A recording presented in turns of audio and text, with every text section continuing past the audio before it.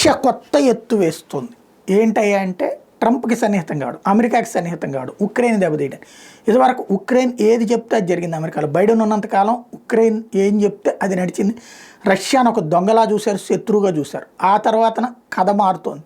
ఇప్పుడు రష్యా వచ్చేటప్పటికి జాగ్రత్తగా ట్రంప్కి చేరువైంది. ట్రంప్కి ఒక ఆశ చూపెట్టింది. అతను వ్యాపారస్తుడు కాబట్టి ఇదిగో ఈ మినరల్స్లో నీకు వాటా ఇస్తాను, ఈవెన్ ఉక్రెయిన్ ఆక్రమించుకుంటే అందులో ఉన్న మినరల్స్లో నీకు వాటా ఇస్తాను, అట్లాగే ఆర్కిటిక్ ఖండంలో ఉన్నట్టు మా మినరల్స్లో వాటాలు ఇస్తాను, ఇది చెప్పేటప్పుడు ట్రంప్ క్రమంగా తను రష్యాకి చేరువవుతున్నాడు, యుద్ధాన్ని ఆపమంటున్నాడు. ఇప్పుడు తాజాగా పుతిన్ మరొకసారి కథ నడపడం ప్రారంభించాడు. ఉక్రెయిన్తో శాంతి చర్చలకు మేము సిద్ధం, కాకపోతే మా దగ్గర ఉన్న భూభాగం ఒకటి కూడా తిరిగి ఇవ్వడానికి వీల్లేదు, ఆల్రెడీ అక్కడ గవర్నర్లు కూడా పెట్టేశాం. అంటే ఉక్రెయిన్ నుంచి ఆక్రమించుకున్న డొనెట్స్క్, లుహాన్స్క్, జపోరిజియా, ఖెర్సన్ ప్రాంతాలని మాత్రం దాని జోలికి రాకూడదు అన్నటువంటి లెక్క చెప్తున్నాడు అనమాట.